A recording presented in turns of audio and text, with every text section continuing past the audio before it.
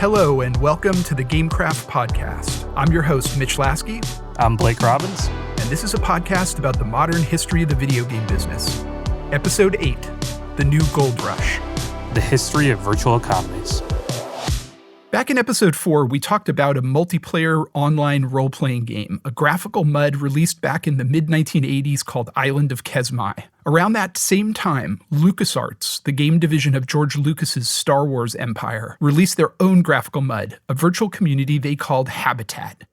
It ran on the Commodore 64 computer system and required an account on AOL to play. Habitat was a very early attempt at a sandbox-like virtual world.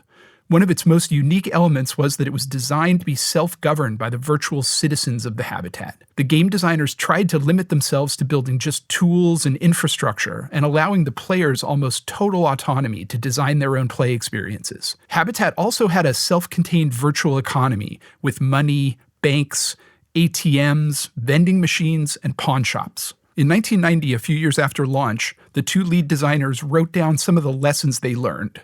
One of their main takeaways was, you can't trust anyone. Even though they only had around 20,000 users, they had all sorts of problems. Players disassembled the near indecipherable machine code for the game and found exploits which they hacked. Players also found more routine bugs in the game and mercilessly exploited them. In one case, the developers had designed a dynamic pricing model into both the vending machines which sold virtual objects and the pawn shops which repurchased those objects from players. At one point, these machines accidentally produced a positive arbitrage opportunity. Some of the vending machines were pricing objects cheaper than what the pawn shops would buy them for. So a group of players spent hours looting the system, buying low and selling high, each amassing in one day the equivalent of something like 7 years worth of a typical player's daily grind, and quintupling the amount of currency in circulation in the entire game. In 2018, a Vietnamese-based game developer called Sky Mavis began operating a game called Axie Infinity. It's a cute, casual game in which players collect virtual pets or Axies and raise them to battle with the Axies owned by other players, and also to breed, producing new Axies. But this wasn't a normal casual game. It was a cartoonish facade on a sophisticated virtual economy built on the blockchain. The Axies were actually non-fungible tokens, or NFTs, and were owned by players independent of the game itself. In order to breed more Axies, literally minting new NFTs, players needed to burn virtual currency in the form of two blockchain tokens, one called AXS, which is linked to the global Ethereum cryptocurrency, and another called SLP, an in-game currency. Both of these currencies could be earned through play or purchased outside of the game, and both were freely tradable for real money on cryptocurrency exchanges. In the spring of 2022, North Korean hackers, assumed to be affiliated with the North Korean government itself, succeeded in compromising the Axie sidechain, a blockchain that the developer used to quickly process transactions before linking them to the slower but more secure Ethereum blockchain. After gaining control, the hackers stole $620 million worth of legitimate, freely tradable, non-Axie cryptocurrency, mostly Ethereum. With confidence in the system broken, speculators stopped buying the Axies, and both in-game cryptocurrencies promptly plummeted to 1/100th of their previous value, effectively wiping out the Axie economy. In this episode, we're going to talk about the evolution of in-game virtual economies, one of the most difficult and fascinating problems in the modern video game business. These two events, over 30 years apart, show the unbelievable increase in the scope, scale, and complexity of in-game assets and virtual currency. But they also show the challenges of protecting those economies from both internal and external exploitation. That phrase from Habitat's postmortem, "you can't trust anyone," could really be the alternate title of this episode. I think that phrase summarizes the dynamics of virtual economies almost perfectly. And like you said, this episode is our attempt to unpack the evolution of these new digital gold mines. There's so many nuances between every single virtual game economy that we could probably spend an entire episode just analyzing Axie or Habitat. That's, for me, what is just so amazing about this world. It's an endless rabbit hole, and every game has their own unique twists. I can't even imagine what it must have been like for Habitat in 1980. The fact that they were even able to navigate releasing a virtual economy in the 1980s is insane. The habitat designers were way ahead of their time, and it's evident in this other admonition that they had for future virtual world designers back in that 1990 postmortem. And I think it informs this entire development of virtual economies for the last 30 years. They wrote, cyberspace architects will benefit from study of the principles of sociology and economics as much as from the principles of computer science. We advocate an agoric, evolutionary approach to world building rather than a centralized socialistic one. Agoric meaning based on marketplace interactions. This push and pull between open markets and what they call socialist central planning in virtual economies is an important tension that we'll explore throughout this episode. It's funny because when they wrote that, people still probably did not understand the scope of how big this world was going to be and how real those issues were that they're highlighting. And I think it's probably helpful for us to just take a step back and explain what we even mean by these virtual economies in games. Just so we have a framework for thinking about these in-game economies, let's just review the core economic activities and economic benefits of gaming. The most obvious economic activity is paying for things with real money. So whether it's a $60 disc or an ongoing subscription or purchasing virtual goods, paying with things for real money is the most direct economic benefit that you get from gaming. Games companies need to make money, so they need to exchange economic value for enjoyment through gameplay. The other important activity in games is labor. We don't typically think of play as a form of labor, but in the context of virtual economies, it very much is. Grinding, ratting, leveling, these are all labor activities that players engage in for in-game benefits. And finally, there's resource control, things like crafting, rare items, skins, cosmetics, etc. Those also have economic value within games. And there's three main economic benefits. Players engage in economic activity in games to improve their performance and their capabilities, to amass power in the world of the game, whether that's influence over other players or control of key resources, and to achieve status. Because players don't really need any of these benefits, the way they need food, clothing, or shelter in the real world, let's say. There's always a subtext of enjoyment underlying all of this activity. But as in-game economies started bleeding out into the real world, something that happened almost immediately with the first games that were deployed at scale, and as soon as in-game economy activities started to have real-world financial implications, this enjoyment subtext gets perverted. It may be slightly better than working as an agricultural or factory worker. Sweatshops full of people in Shenzhen or Tijuana farming gold in World of Warcraft for minimum wage is really hard to characterize as enjoyment-driven. You sort of just teased out on how crazy this has evolved into. I think it brings us to an important question, though, of why do we even have these game economies? Like, why do they exist? I'd kind of argue that all games, even simple single-player console platformers, have economies. Any game that lets you save your progress or level up is encouraging you to expend this play labor in exchange for a benefit. The benefit may be you could go farther or you could do more in the game. But in the context of virtual worlds, economies can provide incentives to achieve goals, encourage cooperation and competition, reward specialization, which is really important for role-playing games, and to constrain the power of higher-level players versus noobs. It can also provide its own distinct pleasure, this thing we'll see later on in this episode that we will call economic play. So there's roles in role-playing games like artisans, merchants, and traders. Those are economic roles. And some games, like the incredible EVE Online, are primarily based on economic play. The user interface can sometimes look more like a Bloomberg terminal than a typical MMO. We talked about it a little bit in the Forever Games episode, just around the traits that make a game last and endure. And on some level, the investment piece that we touch on in that episode is weirdly tied into this other part of the labor and the economy that we're mentioning here. I actually buy the same thesis as you, as pretty much all games do have economies. But it is such a nuanced thing of if every one of these games is different. Like, how should games even think about or approach designing the systems here? Very carefully would be the short answer, but I think the longer answer is there's really two main challenges to designing these economies.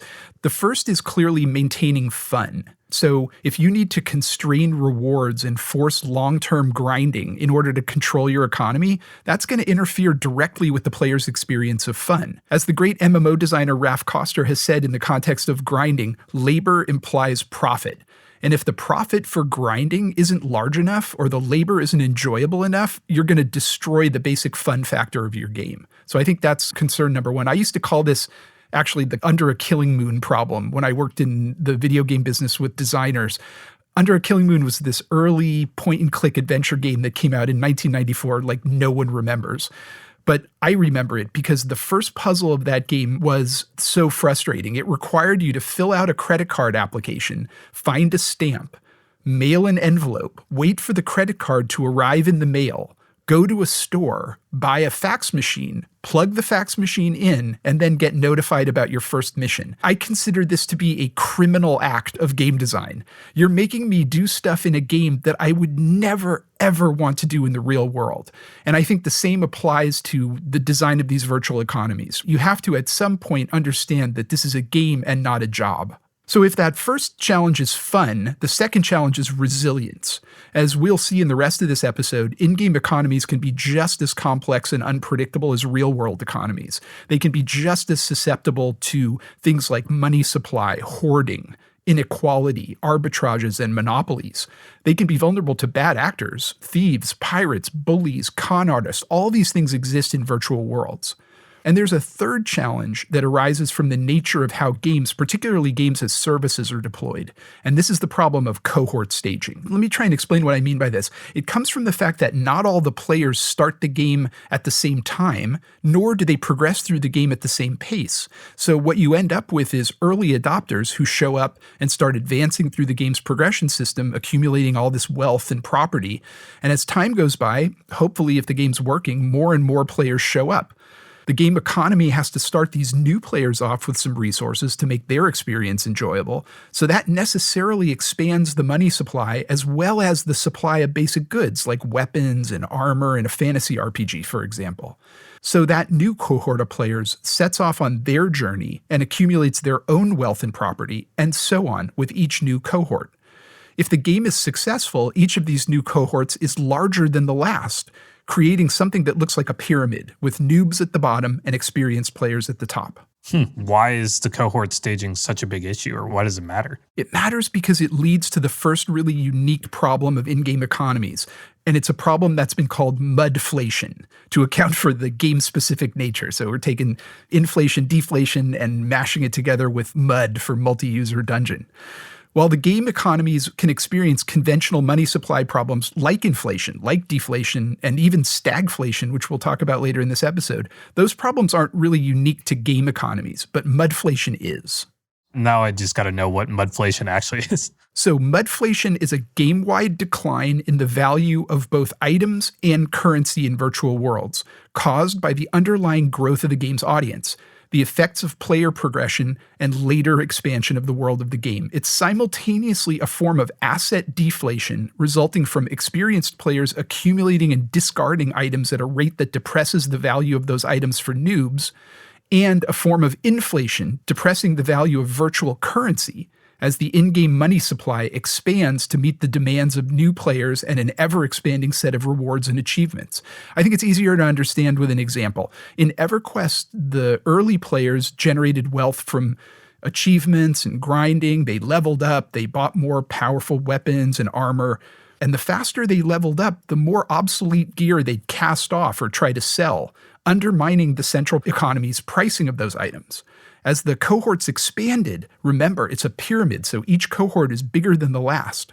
This deflation accelerated. At the same time, the expanding money supply inside the game starts ballooning as these new cohorts start grinding and as overpowered, highly skilled early players accumulate currency even faster because now they're so powerful they can go kill things like dragons that produce huge drops of gold that only they're powerful enough to really get. So this leads to this massive currency inflation, a decrease in the buying power of the in-game currency. So this actually happened in EverQuest. At one point, they had to turn off gravity in the in-world physics engine in market towns because it became physically impossible for characters to carry around all of the currency that you needed to buy things. Mudflation was also a big problem in Ultima Online and in World of Warcraft too. It's so strange because what you're describing on some level is saying like you need to either get all of your users at the same time or you really don't want to grow. And maybe in the EverQuest case, it's they just simply had a poor virtual economy design early on.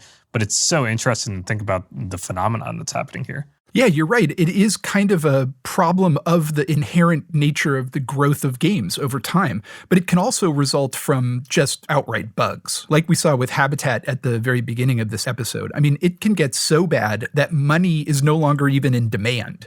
In the spring of 2013, Blizzard's online game Diablo 3 experienced mudflation, which tipped into a unique kind of hyperinflation. Some observers at the time called it a virtual Weimar.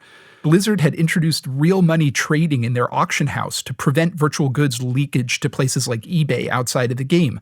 And this incentivized bad actors to use bots to farm gold and also to continue to trade on black markets outside the game anyway, where there were no trading caps, lower transaction fees, and where they were less easy to detect by Blizzard. So this produces a glut of gold production, these bots, causing the currency to lose 75% of its purchasing power. And as the devs rushed in to fix the issue by redenominating the currency, they caused further 90% deflation of the currency. So suddenly some goods in the in-game marketplace spiked to like 50 times their original price, and Blizzard had to shut down trading, audit transactions, pursue bad actors, and it took them a while, but ultimately they managed to stabilize things. I mean, this is just going to be a recurring theme throughout this entire episode of just, you can't trust anyone, like you said earlier, where when there is any type of bug or any type of opening within the system for things to get broken or pushed to their boundaries, they're going to. And I think that just leads us to this really interesting question of how can you even fix this or how do you prevent that? Well, you have to prepare for it. If you know it's going to happen, and we will show example after example here, so I can tell you it's going to happen. You have two primary tools in your toolbox to control mudflation. There's faucets, which are also known as spigots, depending upon who's writing and talking about it. And there's drains, which are sometimes called sinks. So faucets are the way that currency and virtual items are injected into the world, and drains are things that take currency and items out of the world. Faucets are pretty obvious, right? It's things like currency drops for killing non-player characters, rewards for completing quests, or maybe the sale of crafted items. A simple example of a drain is wear and tear on weapons or armor with use. Wear reduces the value of an item, making it less desirable for sale or even unusable by its owner. It can also function as a currency drain as well if the designer forces players to expend currency to repair the items. Consumables like spells or potions can also be good drains. And you have rakes like taxes and transaction fees that help take currency out of the market. A particularly interesting drain is level capping. So here the idea is that powerful players aren't offered further level up grinds once they hit a certain cap. Instead, they're encouraged to pursue non-accumulative goals, basically like rich person hobbies within the game once they max out. Another way this happens is by shifting the focus of maxed out players to status rather than to accumulation through the introduction of expensive luxury goods like cosmetics, rare items, or even mounts in the worlds. But the challenge is managing these faucets and drains in a live game environment, and that's why planning ahead is so important. Making changes to the game economy or the core progression system carries massive PR risks once the game is launched, because players push back against these punitive-seeming effects on their in-game wealth. Some may even stop playing altogether if you're too aggressive about it. It's just so interesting because there's so many nuances and so many important things to cover within this episode that I hope we do it even remotely justice because it is so complicated. There's so many pieces to unpack within every single one of these economies. One thing that we've talked about in previous episodes around Ultima Online is we did see some of these weapons end up on eBay, or we saw them end up sort of out of the market. What happens in those cases? So in the parlance of virtual economies, this phenomenon is called real money trade, or RMT. It's been a problem for virtual economy design since the very beginning. There was an interesting book by this Wired writer named Julian Dibel called Play Money. And in that book, he wades into this murky subculture of black market RMT for games like Ultima Online and World of Warcraft. The book's a bit fluffy, but it's very entertaining and a look inside of this world. Real money trade lets players effectively jump the line. using their real-world wealth to accelerate their progress in the game, and buying currency and items that their in-game character couldn't afford. It also leads to this cancerous problem known as pay-to-win, in which the value of using real money trade instead of in-game progress becomes so attractive that it fundamentally disrupts the balance of the game. Pay to win is one of these things that in game design really does sort of put a half-life on your game. The moment that you introduce any pay to win mechanics, players become immediately skeptical and ultimately can just lead to your game just dying because it's no longer, a socialist or like a fair place to actually grind and you're winning off of the merits of who you are. It's actually just a terrible thing to introduce into your game design. But we still, even in 2023, we see games introduce it. Yeah, it's funny. I think pay to win feels so unfair because it drags real world inequality into the game world. The marginal cost in wealth for a rich player to pay to win is much less than for a poor player. So that just feels inherently unfair, I think. But it's ironic that pay to win is so despised because in-game economies are literally off the charts on any economic scale of inequality. The economist Ed Castronova, who wrote this seminal 2001 study of EverQuest, in which he basically calculated the GDP of the EverQuest economy, he found that the game was much more of a plutocracy than real life. 68% of EverQuest players could be considered poor versus the mean income level of all players, compared to around 10% for the actual US economy.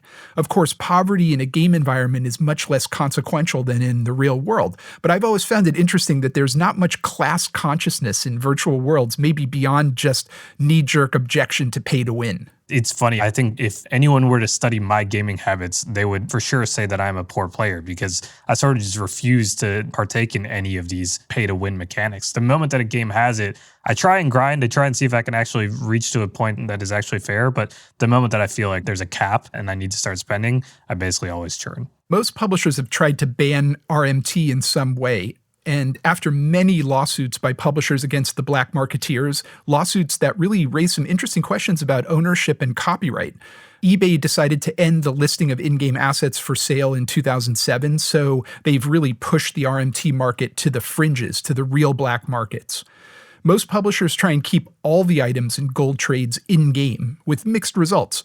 One interesting approach has been Valve's Steam inventory service, which seeks to provide the marketplace function as a service to Steam publishers, as well as supporting the item economies of Team Fortress 2 and Counter-Strike.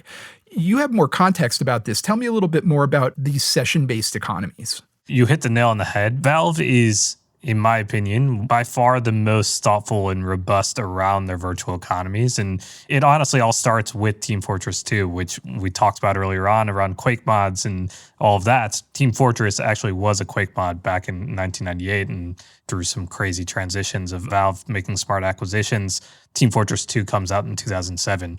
It's launched as just a standard multiplayer game, session-based game. But in 2009, they make this really big update that introduces, for the first time, cosmetic goods. And the game actually wasn't a free-to-play game at the time, but it eventually becomes a free-to-play game. So think of it as a free-to-play game because the cost was so cheap at the time. So were these cosmetic items for sale as virtual goods?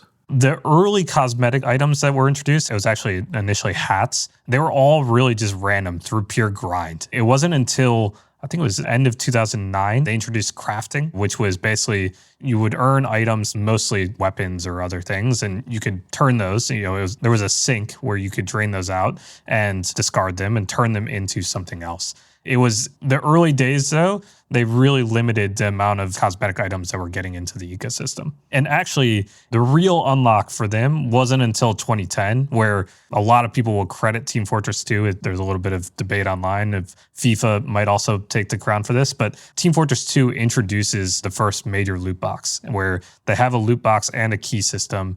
The loot boxes, or a crate is what they would call it. You open up the crate with a key. The key costs $2.49, but you earn those crates through gameplay. But if you open it up with your $2.49 key, you can get anything from a standard low-level item that you can discard and craft later on, or there's a chance to get a really rare hat or cosmetic item. That sort of changed everything because then the entire economy was exposed and you started to see players jumping in with really rare hats. And did you have to buy those keys? Yeah, so you had to buy them for $2.49 was the price, and that's still how it is today. So they basically use the keys as almost like a stable currency. Exactly. Everyone knows that a key is worth $2.49. And that is really how the value of items eventually, even today, are referred to, because you can buy items, which we'll talk about in a little bit here, where you can buy these items and they get transacted through $2.49 keys. People are basically selling or trading keys for items. And that's actually what happens in 2011 when Valve realizes, oh, wait, people actually want to do trades. And there's these trades sort of taking place on eBays or forums saying, hey, I have this rare item. I want to try and send it to you. Valve introduced in Steam a peer-to-peer trading system. And that's when things really start to take off. And it wasn't until a year later that they finally introduced the Steam community market, which is now this massive, almost, if you're familiar with the crypto world of OpenSea, it's this massive bazaar of virtual economy and virtual goods for mainly Team Fortress 2 and Counter-Strike. So other than through the sale of keys, how is Valve really benefiting from this? Like, why did they open up a trading capability? It's one of these amazing things for Valve where they get to double and triple dip on all of this. For one, Steam has a wallet where you actually deposit dollars into, and that wallet, you can't take dollars out. And so think of it as a one-way transaction in, if you're depositing money in to buy, these loot boxes or crates or virtual goods. And actually, when you make a sale, that dollar goes and is stuck inside your wallet as well. So that's one piece that's important to cover. But the other is they're actually taking a percentage. So when they introduced the Steam community market, they're taking 5% is what they say their cut is. But really, they add another fee that is decided by the game. So Steam being very smart, they're like, hey, anyone can use this Steam community market. The game decides what that take rate is, but we're going to always take a 5% cut. What they do, though, for Counter-Strike and Team Fortress is they actually take an additional 10% cut. And what that really means is they're taking 15% on all secondary sales of items that they actually issue. This would literally be like Nike owning StockX or GOAT and controlling the secondary market, which is just insane. They're just double, triple, quadruple dipping in all of the fees. And the money never actually gets to leave the ecosystem. It's just going to their other developers. So did they have any of the customary anomalies of virtual economies? Did they experience mudflation, for example?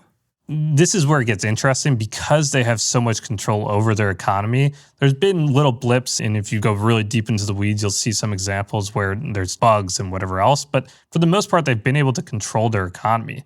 That's an interesting example for some of these other economies we're going to be talking about later on, particularly some of the Web3 economies. So I want to get back to the virtual worlds for a second because I want to talk a little bit about this concept of economic gameplay. It's so important to the future of virtual economies. Role-playing as a merchant or a trader in game is just like the tip of the iceberg for economic play. And I think it's really important to potentially explore this. So we've seen how economic gameplay can be kind of fun, but one game has taken this economic gameplay to an absolutely mind-boggling extreme. We've discussed this game multiple times in previous episodes, and it's impossible to talk about virtual economies without talking about EVE Online, the richest and most complex in-game economy that's ever been created. EVE is at its core a game about resource accumulation, so ownership and control of resources, whether in the form of natural resources like ore, gas, and ice, or whether in the form of in-game currency, or whether in the form of virtual items like spaceships. All of the military activity in the game is predicated on control and expenditure of resources. This is so important to the gameplay that players watch the market for resources and alter their play to the highest resource per hour that they can expect to get from various activities, as if they were actual jobs. One of the basic rules of virtual economy design in games is that abundance is boring. So by constraining resources, the game invites conflict. One of the most ingenious aspects of the EVE design is how CCP made theft and piracy legitimate aspects of gameplay, even in the so-called high-security spaces where noobs are supposed to be more protected. So even basic grinding, like mining ore with entry-level spacecraft, is still fraught with danger and the risk of loss. EVE's also fundamentally a game about competition through cooperation. The game design almost requires a division of labor, which leads to social play. So let's take the simple act of mining ore. Once the ore, and there's like 16 different varieties, each one of which has market-based values. So once you've extracted that ore, it has to be protected, which is a security function. Then it has to be hauled to market, which is a transportation function. Then it has to be refined into its constituent minerals, an industrial function. And then it can either be sold, a trading function, or used to build things, a construction function. So the efficiency of a mining operation can scale from a single player trying to do most of this by themselves to a massive organized endeavor involving dozens or even hundreds of specialists, each handling one tiny aspect of these 6 labor functions. It's so interesting because what you mentioned around how they sort of turned in the theft or the bugs as part of the economy and almost a feature rather than a bug. It's one of these things where it feels like they've perfected the virtual economy. Is that fair to say? Yeah, they really turned lemons into lemonade in a lot of ways because they knew that the game was going to be filled with all kinds of griefing and all kinds of bad behavior. And what they basically did was just normalize it and make everyone understand that these activities carried risks. So they didn't get mad and quit the game in a rage if something bad happened to them. They just assumed that something bad would happen to them and they tried to protect themselves against it rather than relying on the game to protect them from bad actors. And I think that was super genius on the part of the game designers. The thing that's so interesting, though, is that they have to choose when to jump in, right? Like they have to decide when to play God and fix the economy or not. And I imagine that there has to be points where they do make really tough decisions that can break the game in some ways. Yeah, they're not immune from all the various maladies that have affected virtual game design economies over the years, like mudflation and hoarding, real money trading, all these weird emergent behaviors. In fact, the very complexity and openness of the economy has produced even new kinds of weirdnesses. In 2021, for example, players anticipating a game-wide mining nerf developed a short selling strategy and made fortunes before CCP was able to step in and make adjustments, which they had to do.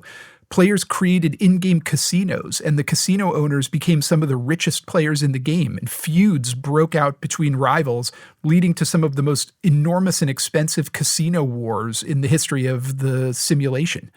Corporations even issued user-generated war bonds, these like debt instruments they use to fund the purchase of ships to go to battle. And with CCP's loose approach to governance, all kinds of devious arbitrages proliferated in the game. There's over 36 economic scams prevalent enough to be cataloged in the online guides for the game. But maybe the weirdest thing that happened in the EVE Online economy was this period of stagflation. Stagflation being this economic phenomenon that's even rare in regular economies. So CCP starts increasing the scarcity of resources to cool off the economy at one point, which leads to like a 200 to 500% increase in the cost of spaceships, which are, of course, built from those mined resources. So existing ships become almost too expensive to replace, and nobody wants their ships destroyed in combat anymore, which leads to a massive curtailment in corporate combat operations, and which removes this major currency drain from the economy, because combat is literally the best drain in the economy. It's the way that most of the value is removed. In fact, there are battles that have taken place that have taken $300,000 to $500,000 worth of real money out of the EVE economy in one felled swoop. Given that players didn't want to risk losing their ships in even mundane activities in the game like mining, some stopped playing altogether during this period, and the economy stagnated and gameplay along with it, and CCP once again had to intervene. You and I have talked about this quite a bit before just because EVE is one of these games that everyone should study. But it feels like it's even more relevant today, and especially as we start, maybe a year ago was more relevant when people were really hyped around play to earn and Web3 games and crypto games. But the openness and sort of the flexibility and really the constraints of embracing, like you can't trust anyone, is EVE. But it feels like it laid the groundwork for what it might be coming in this next phase around Web3 and play to earn. I'm curious how you think about it. Yeah, I think you could make the argument that everybody in EVE is playing to earn on a certain level. It's just that instead of real-world incomes, most of that earning is captured in the game itself. You can use the in-game resource, I guess, in a certain context to buy your subscription, which is a real money benefit. But players risk a ban if they're caught trying to sell outside of the in-game economy on various black markets. So it really keeps most of that play-to-earn mechanic embedded in the game itself. But these pre-Web3 virtual economies have produced some really interesting real-world economic effects of play to earn. One insane example happened in Venezuela recently with the collapse of the Venezuelan economy back in 2010 and the subsequent decade of hyperinflation. The local currency, the bolivar, became essentially worthless.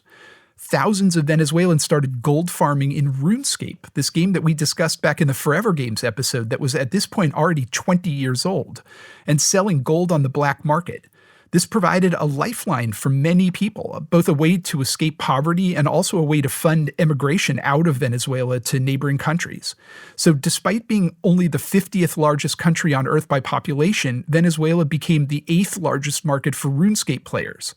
And this influx of Venezuelans farming gold disrupted the RuneScape economy to the degree that players who were not Venezuelan gold farmers started roaming around hunting and killing suspected Venezuelan gold farmers. It was almost like a 1920s Montana range war that broke out inside of the game. That's just crazy. I actually had never heard that story before, but it rhymes with a little bit of what we hear today around, Axie in the Philippines, which we'll touch on in a little bit. But it's just so interesting that you see these things happening, and history sort of rhymes in a lot of ways. Yeah, in terms of pre-crypto play to earn, you kind of have to mention Second Life as well. Economic play was really crucial to the early success of Second Life because players could buy and sell goods and services using the in-game currency, the Linden dollar, and that was freely exchangeable with the US dollar. A deep dive on Linden's economy here is just beyond the scope of this discussion, but at one point, as I mentioned before, 60,000 players were deriving positive incomes from the game net of fees. The lack of any game-like progression arguably made the game uninteresting and inaccessible to the mass market, but the very lack of competition may have actually been a benefit to the stability of the Second Life economy, because apart from a couple of bank failures when they banned gambling, for example, and some minor devaluation episodes from the oversupply of cheap virtual goods, Second Life never really suffered the devastating problems that are endemic to these MMORPGs. Second Life and RuneScape, gold farming, and really just gold farming in general are all things that just continue to exist within the gaming world. And, up until a couple of years ago, would sound crazy to describe these things as play to earn. It was much more of people realizing, there might be a way to passively earn, or there might be a way for me to make money on the side as a side hustle. But things started to change the past couple of years when people really started to present the idea of play to earn as a new type of game where you make the economic activity sort of the core mechanic. I think it's really interesting for us to just chat about that. And there's all sorts of things that are different within that structure where they have to be completely open, where in Second Life or RuneScape, they still can step in and sort of fix it if they need to. How are you thinking about Web3 and crypto games? Yeah, it's interesting. In the play-to-earn context, as we've just discussed, there have been examples in the past where there have been implicit play-to-earn mechanics or explicit play-to-earn mechanics, but ones that don't necessarily anticipate that they will bleed out into the real world and become income replacements for people.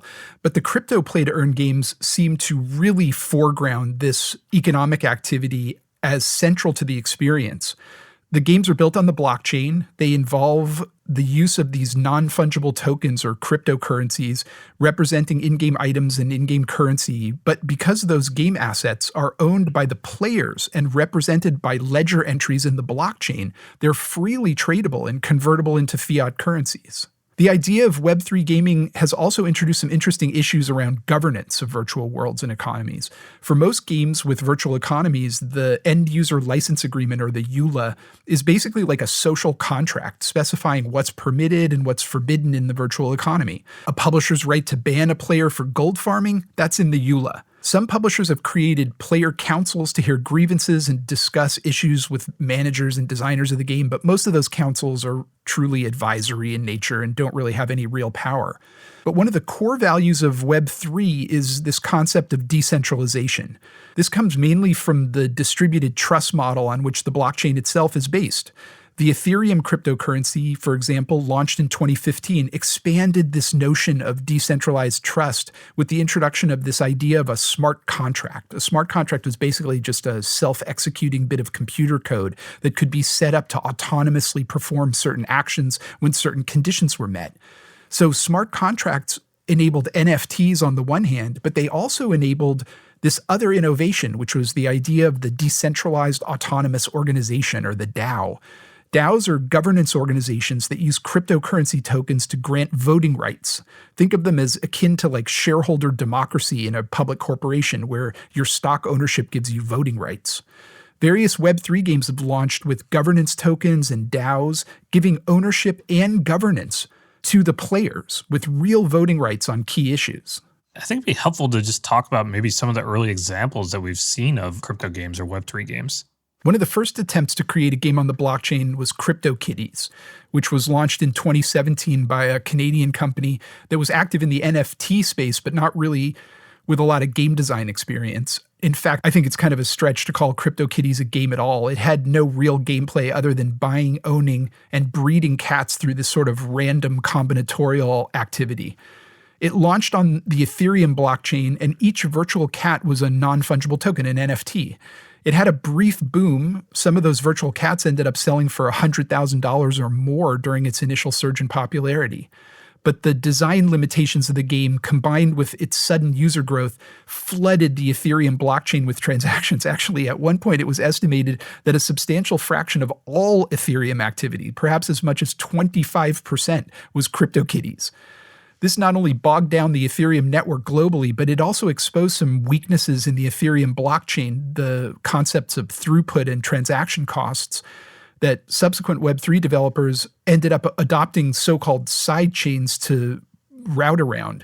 And these side chains, which handle the transactions off the Ethereum blockchain for speed and low cost, and then batch process them to the Ethereum chain, ended up being a significant source of vulnerability for these Web3 companies, including that $620 million hack of Axie Infinity we talked about at the beginning of this episode. I'm a massive Neopets fan. I played way too much Neopets as a kid. And I remember when CryptoKitties got released or announced, and I was like, oh, sweet. It's like a Neopet I can actually own. And me being, relatively stupid at the time, I was like, I'll just throw all of my Ethereum into, not all, but a good amount of my Ethereum into CryptoKitties. Again, it was at that time where it was way too much to even get a transaction through. I was so confused, but it really did feel like I was buying into a game. But I, of course, underestimated how difficult it was for all this to get built out. Yeah, I myself bought a CryptoKitty back in those days just to see what it was all about.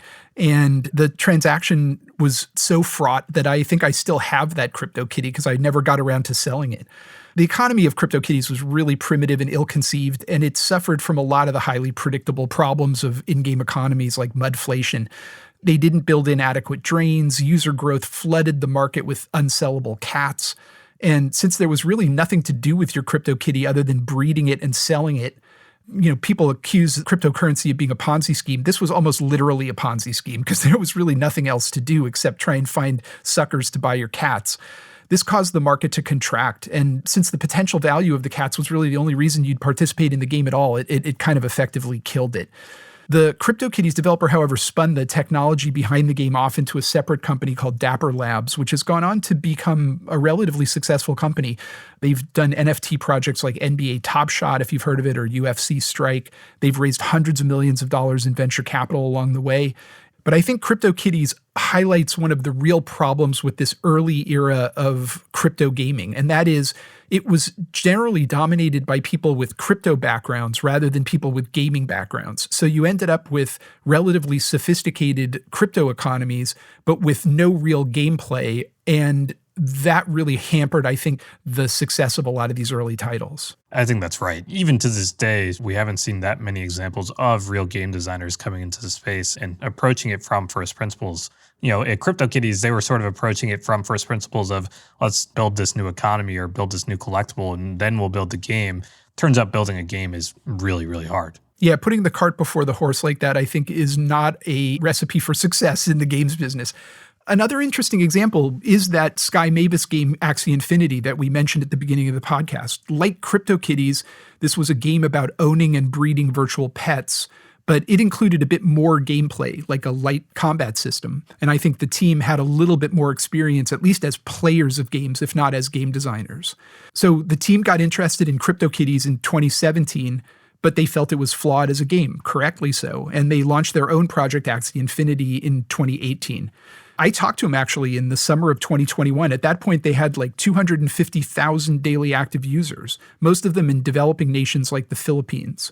They were generating a huge amount of revenue, about half from their marketplace where they sold new Axies, and about half from the breeding of Axies through the game mechanic, which required players to buy and burn cryptocurrency tokens. There was a lot of focus at this time on the play-to-earn mechanic because, like the Venezuela example we discussed earlier, tens of thousands of poor Filipinos were playing Axie to supplement their pandemic-disrupted incomes. As a startup cost for new players needing to buy Axie pets to play skyrocketed to over $1,000, $1,500, brokerages emerged that bought Axies and then loaned them to players in exchange for a cut of the future profits. Axie Infinity is really a bellwether for the nascent Web3 games business. It was really one of the first projects that attracted a lot of outside interest because it seemed like such an interesting concept and seemed like such a well-executed one. It was the first product to really feel like a game rather than just a collectible Ponzi scheme. I saw some signs during my deep dive on it that it might be susceptible to some of the classic virtual economy problems. There didn't seem to be a lot of controls over overbreeding. The lack of a low-cost entry model for new players seemed to encourage hoarding by the wealthier players and the brokers, which would lead to further cycles of asset inflation. There was also no path for long-term players to an elder game. Although they were talking about building one in the future, there was certainly no evidence of one in the game as it stood in 2021. In the fall of 2021, also Andreessen Horowitz out of their crypto fund and a couple other venture firms plowed like $150 million into a venture round for Axie's parent company. And 6 months later, that game was eviscerated by the hack and an overall cooling of the crypto market too. I mean, both of those things happened almost at the same time. The hack was just terrible luck and terrible timing. Sky Mavis stated that a good chunk of that $150 million that came from their venture round is likely going to go to covering player losses from the hack. And while the currency has recovered somewhat, it's basically doubled from its all-time lows. It's still a fraction of where it was pre-hack. You know, the other reason we didn't invest is that our fund wasn't really set up to deal with the nuances of cryptocurrency investing at that particular time. So firms like Andreessen Horowitz and others who were investing in these cryptocurrency startups were far more comfortable buying both equity in the underlying corporate businesses and also in the cryptocurrency tokens that form the basis of, let's say, the economy of Axie Infinity. Remember, we're in the meme stock phase of public markets at this point, like late 2021. So news of A16Z or one of these other leading crypto funds investing in a startup could actually pop its cryptocurrency. And they were in a position, because they were fully liquid in that currency, that they could sell off the cryptocurrency and take advantage of the cash on that pop. They were raking profits regardless of the performance of the underlying equity investments in the issuing companies. That was something that was happening fairly widely in the cryptocurrency space during this era, and it was really not a place that we were comfortable playing. I think kind of glad in retrospect, because it's rumored that the Securities and Exchange Commission is currently investigating that practice as a form of pump and dump securities fraud. The speculative nature of currencies in games and NFTs in games has sort of led to the average gamer being allergic to it, right? Like you and I were in really deep within this time, so we could filter out a little bit of the noise of maybe what was actually real. But if you were not, spending all of your time looking at this space, it did seem like 99% of it was scams and people were pumping and dumping and just really like trying to get rich quick. And it's led to this complete, almost allergic reaction from the general public to crypto games. And it's going to be a really big uphill battle for the average consumer to get comfortable with crypto and NFTs these days. Yeah, and look, the gamers who hate crypto aren't entirely wrong, right? There's some appalling behavior by these early Web3 game companies in the midst of the NFT boom. I remember looking at one game company that was formed by some ex-Zynga people that had sold tens of millions of dollars worth of virtual land in the form of NFTs for an open-world fantasy role-playing game that was still in development. And is still in development as of this recording after a couple of years. They're essentially using NFT sales as a kind of Kickstarter or alternative to venture capital, but passing the market risk fully onto speculators and future players. Really dangerous use of the technology, in my opinion. The core gamer backlash against crypto actually led Valve to ban Web3 games and NFTs from Steam in late 2021. Ubisoft, which had jumped on the bandwagon with a hastily conceived NFT gaming project called Quartz in late 2021, ends up backing away in mid-2022 after a combination of outcry by core gamers and the market crash in crypto valuations. A video they released on YouTube announcing that plan garnered something like 96% dislike ratio. Discord, meanwhile, had become an important locus of Web3 news, announcements, and community during this period. Literally millions of people were on Discord getting information about NFTs and cryptocurrencies. It functioned almost like a Bloomberg information service for crypto. Web3 companies were using a number of participants in their official Discord servers as like a KPI when they were pitching venture capitalists. They were like, oh, look, we have 30,000 people in our Discord, as if, that was an attribute of value. In 2021, Discord CEO Jason Citron put out kind of a humorous tweet indicating that the company was looking into how they might enable or benefit from this cryptocurrency activity, including potentially launching a wallet, which caused a massive blowback from Discord's core gamer audience and caused Jason to withdraw any activity around that potential wallet. I saw someone joke on Twitter the other day, like the only people that are making money in crypto is Twitter and Discord and AWS. There's something funny around that, which is just like, that is where most of the value is accruing, is these Web2 companies. Are there any successful crypto games that you've seen so far? Well, first of all, we shouldn't be surprised that picks and shovels are an important value generator during a gold rush. So I think back to the title of this episode, it shouldn't surprise anyone that it's companies like AWS and Discord and others that are benefiting. But there are some interesting game success stories. But the troubling thing about this market is that so many of the potentially interesting game projects seem like afterthoughts, something tacked on to a successful NFT launch to pretend there will ultimately be something to do with these assets that have just been sold for sometimes hundreds of thousands of dollars. For me, like the jump the shark moment came when the Bored Ape Yacht Club, which is a very successful collectible NFT project, a very interesting one actually, announced that they had hired British developer Improbable to do a massively multiplayer game intended to be a playground for the bored apes. I met Improbable over a decade ago. This is a company that has raised something like $600 million from venture capitalists and strategic investors in the intervening years, with a series of these grand visions for disrupting the games business with cloud-based simulation technology. I can't find a single instance of this technology actually working outside of some non-game contexts, but that hasn't stopped them from hyping it. If you go to their website today, they're positioning themselves as a metaverse enabler. When I heard they were teaming up with the Bored Ape Yacht Club, it was like, of course they are. Hype follows hype. Game recognizes game. I think you find the Loot NFT to be interesting. Maybe you want to talk about that a little bit. From my perspective, there's been these early communities that have emerged trying to think about it and sort of fighting the good fight of let's make an open economy, let's build a new game. And there's one example, which is Loot, that sort of caught my attention because it's from the founder of Loot, or I guess the original creator of Loot is a guy named Dom Hoffman, who was actually the founder of Vine back in the day. And he randomly decided to release a free mint, which means like anyone can go and claim it, for an NFT project called Loot, which was basically just a simple, almost mud-like interface where it's just 10 different random generated items that are on your page. I believe it's 10, it might be 8. But really what that is the idea, and what people ran with was this is a new type of primitive that if you own those items, maybe someone can build a game around that. And it was sort of the raw material or a new primitive that was formed. Yeah, it's interesting. I remember when I first saw it, I was kind of, what are these things? Like, so you're basically just selling me a list of items and then you're like, you go make the game? It just seemed like the height of the NFT mania that you could get away with something like that. But it turns out that people are actually building some interesting experiences around it. I wouldn't call it mudflation what it experienced, but it certainly experienced its own form of way too high of expectations in the early days from speculative outsiders who weren't actually builders, right? The only way that this works is if the majority of the holders or a large percentage of the holders actually are incentivized to build the games themselves or build something around it. And what's happened is, the price of the NFT has dropped dramatically from that initial launch. But what that actually has led to, like, real builders are owning it and accruing it now, and they are starting to build interesting things around. And there's all sorts of offshoots. Like, people have built maps for Loot. There's people that have built ability powers. And there's something interesting around, can you buy these new primitives and build something real around it?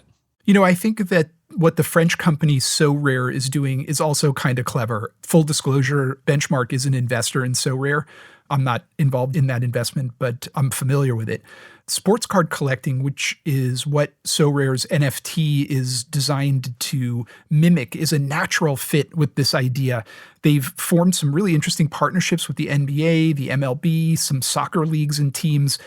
I worry they may be under-investigating a bit in the game aspect of the trading card platform, but they've currently got this light fantasy sports mechanic. But I think they have an opportunity if they open up the platform potentially to third-party developers or invest in some additional innovation around some of the card games that you could play with these cards. I think that could potentially work. I think there's something there. I think one of the downsides of this early Web3 game period being led by crypto people rather than game people is the way they appear to just be ignoring this huge body of knowledge we have about how to design around the pitfalls that are endemic in virtual economies.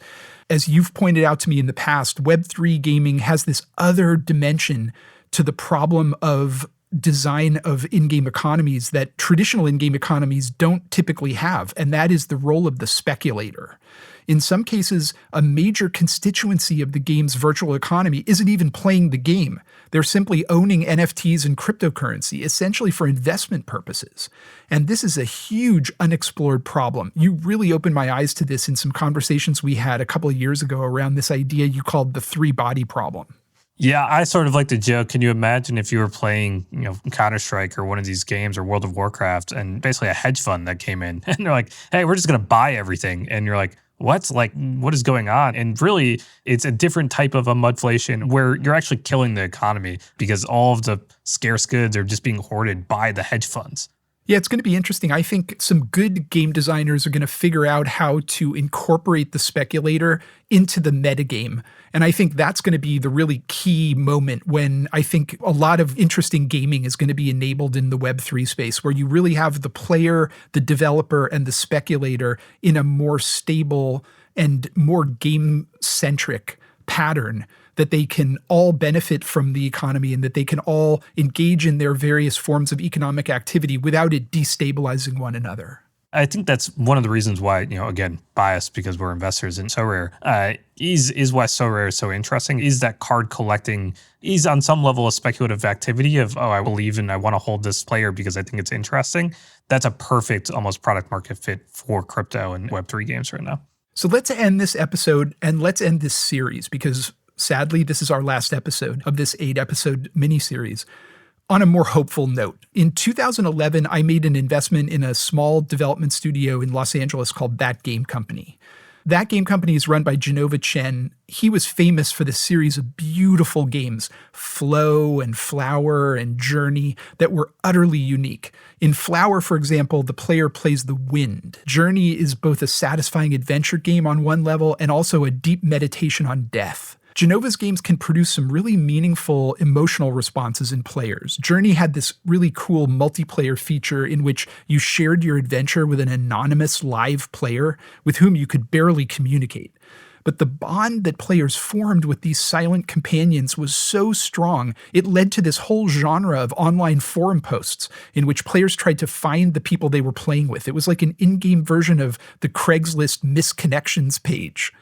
I'd known Jenova since he was a graduate student at USC. I tried to hire him at EA Mobile a couple of times, but he was always too smart for that. When we first sat down to discuss a venture investment in TGC and his new project, I told him I wanted to see TGC evolve into a platform-based publisher and to create a highly modern game as a service. Jenova was initially resistant to this idea because he loved creating narrative experiences in his game where he could control the emotions that players experienced and take them on a story-driven adventure. But we ultimately came to an agreement where he would craft an experience full of positive emotions, but he'd do it in the context of this open world with a virtual economy. The result of this collaboration was Sky, a game that has outperformed his previous titles in terms of active users and revenue by orders of magnitude. At one point last year, it was the number 4 game by revenue in China, an incredibly significant milestone. It's generated hundreds of millions of dollars in revenue annually for the last couple of years and is immensely profitable. At the beginning of this episode, we talked about the habitat designers warning that in the context of virtual economy design, you can't trust anyone. And we've seen examples of why they were right in the course of this episode. But Web3 approaches this problem of trust programmatically with blockchains, smart contracts, and DAOs. What the habitat admonition implies is this negative view of human nature, correct perhaps, but not the way that Jenova sees the world. He approached the trust problem on two levels. First, in terms of the social experience, Sky requires players to perform an affirmative act of altruism in order to enable chat and other social features, like whether you can see the cosmetic enhancements of your friend or not. You can't just walk up to any random stranger and start griefing them. You have to earn the right to be social in the game. The economy of Sky is also unique, and it reflects Jenova's ideals. In Sky, this takes the form of gifting, which is broadly encouraged in the game design. While you're free to buy in-game cosmetic items for your own character, you're also incentivized to gift things to other players. Gifting candles, which is the basic currency in the game, and other items represent like 25% of all in-game item purchases.